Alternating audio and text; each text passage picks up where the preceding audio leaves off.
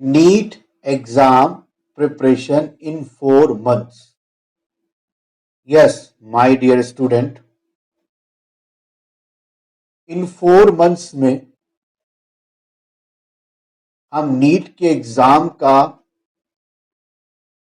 बेहतरीन रिवीजन कर सकते हैं। इस स्मार्ट रिवीजन प्लान में 120 दिन लगेंगे, क्योंकि success is not necessary for the genius, it is the game of right technique. जो सही तरीके से खेलेगा वही जीतेगा। तो राइट गेम प्लान क्या है? What is the right game plan which is complete only in 4 months? अगर हम देखें नीट के सिलेबस में टोटल 97 चैप्टर्स हैं। इन 97 चैप्टर्स में 11th टॉपिक में 51 चैप्टर, 12th टॉपिक में 46 चैप्टर। इन 97 चैप्टर्स को 120 दिन में पूरा करना है, लेकिन हम 110 दिन का टारगेट लेंगे। कैसे करना है देखिए, 11th वाले पोर्शन में 51 चैप्टर। इन 51 चैप्टर में फिजिक्स में 15, केमिस्ट्री में 14 और बायो में 22 चैप्टर्स। तो 4 months को मैं 2 months और 2 months में डिवाइड कर लूंगा।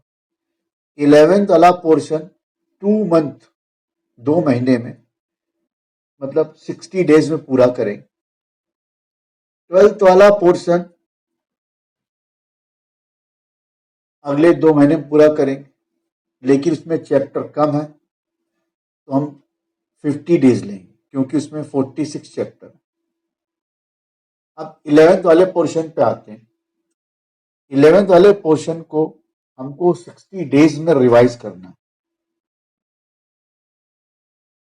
इसको 2 पार्ट में डिवाइड कर लेते हैं। फर्स्ट 30 days में 26 चैप्टर कंप्लीट करेंगे। इसको कंप्लीट करने से पहले, रिवाइज करने से पहले अपने को प्लान क्या करना है? सिलेबस को डिवाइड करना है 3 पार्ट, एक्सीलेंट, गुड, मॉडरेट। जो आपका एक्सीलेंट वाला पार्ट है वो क्या होगा? मतलब सिलेबस का वो पोर्शन जिसके आप 80% क्वेश्चंस आसानी से सॉल्व कर लेते हो जिस चैप्टर के, वो आपका एक्सीलेंट चैप्टर हो गया। जिस चैप्टर के आप 60 to 40% क्वेश्चन सॉल्व कर पाते हो वो आपका गुड चैप्टर हो गया, और जिसके आप 40% से कम सॉल्व कर पाते हैं वो आपका मॉडरेट चैप्टर। इसमें सबसे इंपॉर्टेंट बात यह है कि आपको सबसे पहले रिवाइज करना है एक्सीलेंट पोर्शन को।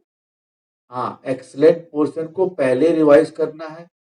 उसमें भी उन चैप्टर को पहले रिवाइज करोगे जो छोटे चैप्टर्स।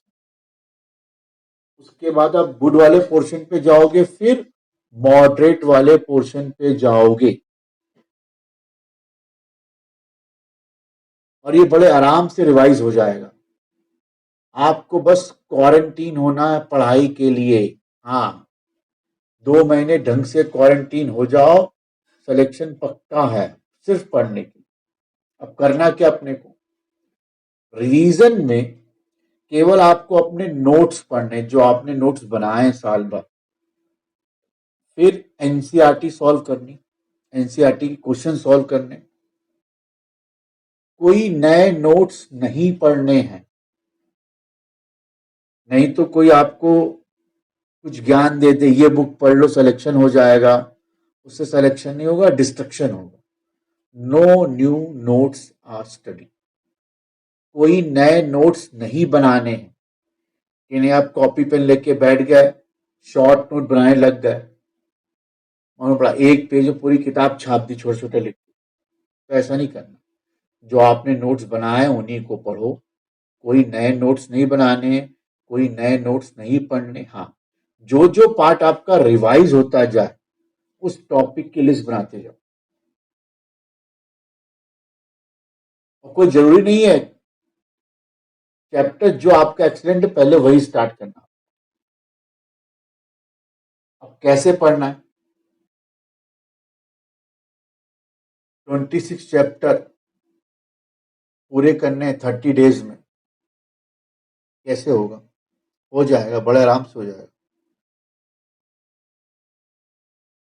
आपको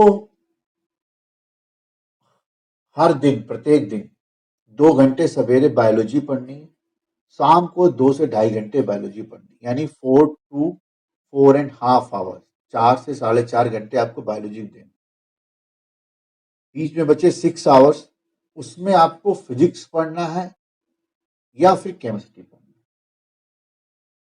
यानी एक दिन में आपके 2 चैप्टर तैयार होंगे। 4 आवर्स में बायो का एक चैप्टर रिवाइज होगा, 6 आवर्स में फिजिक्स या केमिस्ट्री का एक चैप्टर रिवाइज होगा। हो सकता है किसी चैप्टर में बहुत से टॉपिक हों, 10-12 टॉपिक हैं, आपके 6 से 8 ही रिवाइज हो पा रहे हैं, बाकी बहुत टाइम लगा रहे हैं। उसमें अगर बहुत टाइम लग रहा है तो छोड़ दीजिए, उसको बाद में करें। इस तरह आपके एक दिन में 2 चैप्टर हो जाएंगे, एक बायो का रिवाइज होगा, एक फिजिक्स का, और एक या फिर केमिस्ट्री रिवाइज होगा। यानी एक दिन में 2 चैप्टर, तो 6 दिन में 12 चैप्टर हो, 6 डेज में 12 चैप्टर। तब भी एक दिन आपका बच रहा है, हफ्ते में 7 दिन होते हैं, तो 6 डेज में 12 चैप्टर, तो 12 डेज में 24 चैप्टर हो जाएंगे, और हमको 26 चैप्टर रिवाइज करने, तब भी पूरा एक हफ्ता आपके पास बच रहा है। तो बहुत आराम से डिसिप्लिन वे में अगर करेंगे, डिसिप्लिन मतलब रूल बना लिया है, सवेरे 2 घंटे बायो, शाम को 2 से 2.5 घंटे बायो पढ़नी तो पढ़नी है, 4 आवर्स में एक चैप्टर बड़े आराम से रिवाइज हो जाएगा। प्रॉब्लम को फेस कीजिए, फाइट कीजिए और फिनिश कीजिए। Thank you, best of luck, okay.